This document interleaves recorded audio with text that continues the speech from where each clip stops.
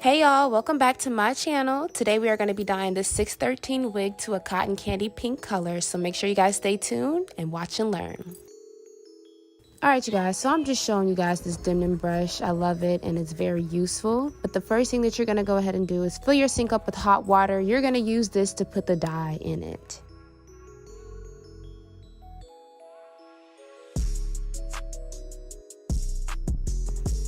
Alright, so after your sink is filled up, that's when you're going to grab one bottle of your color. You're going to run the hot water again and you're going to pour it in there as the water is running. Usually I do this so it can go ahead and kind of mix in without me having to mix it in too much.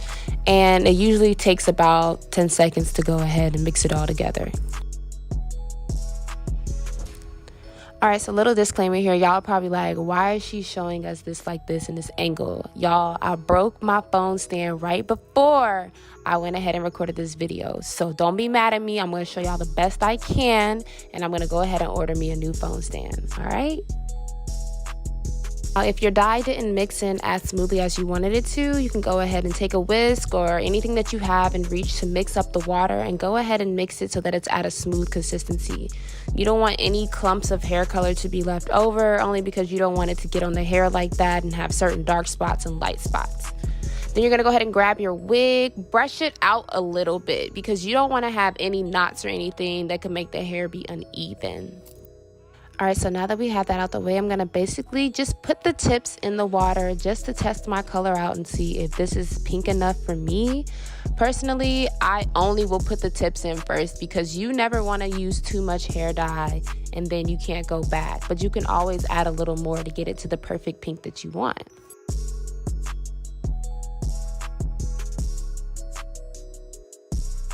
Alright, now, so from my point of view, I think I want to go ahead and add a little bit more of hair dye just so I can get that perfect pink color and I don't want it to look too dingy.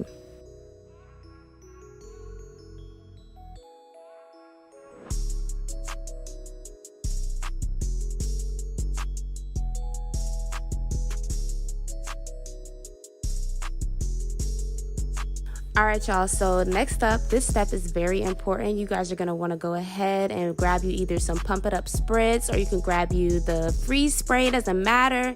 Just make sure you're spraying that lace down because the worst thing that you can do when it comes to watercoloring hair is getting that color on the lace. Nobody wants to go through that. Okay, so now it's ready for you guys to basically go ahead and dip it into the water. Make sure you guys are taking your time because you don't want to leave any blonde spots. Just keep lifting it up and letting the water drip off of it and soak into the actual wig. I usually like to run my fingers through it, spread it out, move it around in the water a little bit. I don't just directly push it all down into the water and then go. No, you got to take your time, push it into the water, make sure everything is saturated, and then it'll look good.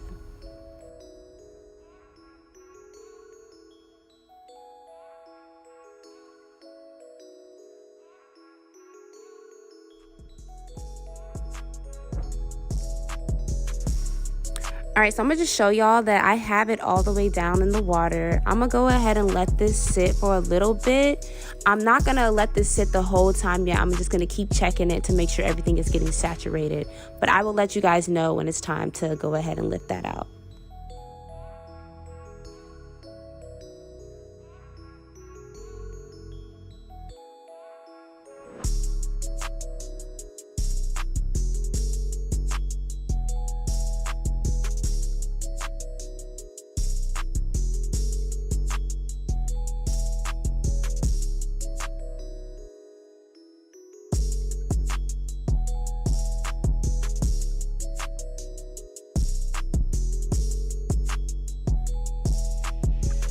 Alright, so after letting that soak for about 5 to 7 minutes, I've checked all through the hair and I checked the lace, and now I'm going to go ahead and brush it. Brushing the wig is very important to prevent knots. A lot of people feel as though they could just color their hair and then they leave this big old knot in it and it looks crazy. The hair starts shedding, but no, you need to brush through it as often as you can to make sure you're catching that shedded hair and to make sure everything is even.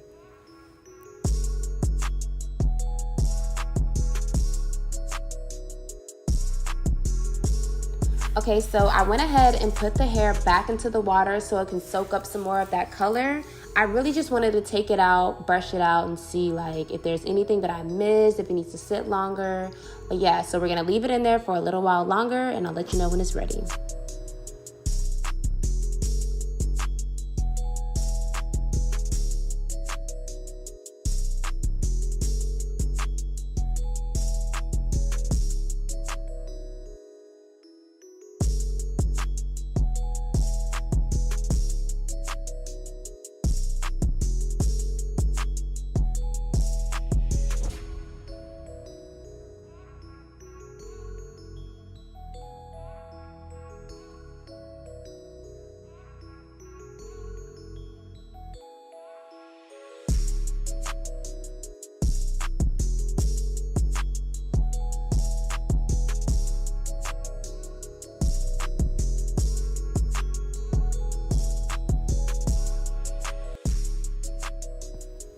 All right, and as you guys can see, basically the lace is not touched at all. Like it's still see-through. You don't see a pink tint to it. This is how your lace should look after you go ahead and dip your hair in the water.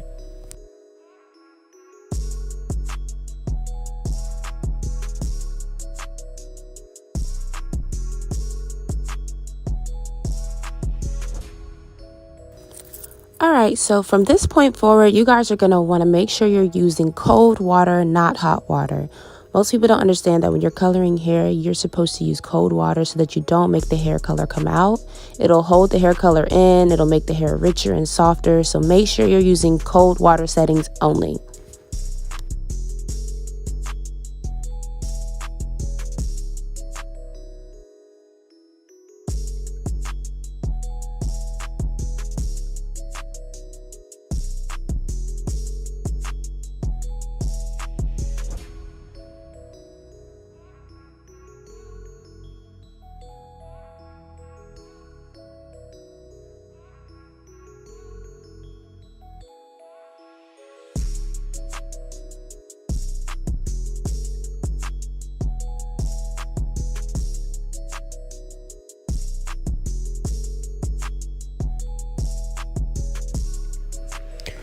All right, so can you guys see what this looks like now? I'm going to go ahead and give you guys a super closer look. It's still smooth. There's no knots, no tangles. The knots are still good. The lace is still good. This is how your wig should look whenever you're done coloring it. I don't know what other people do, but this is how it is supposed to look.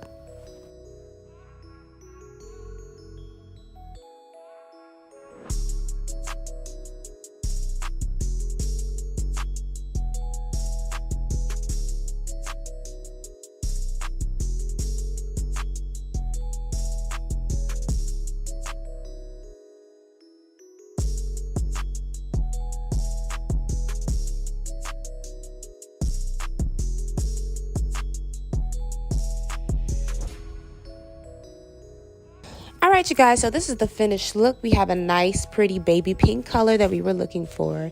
I hope I made this tutorial as easy as possible for you guys to understand. It is so easy and simple to accomplish any type of watercolor, okay?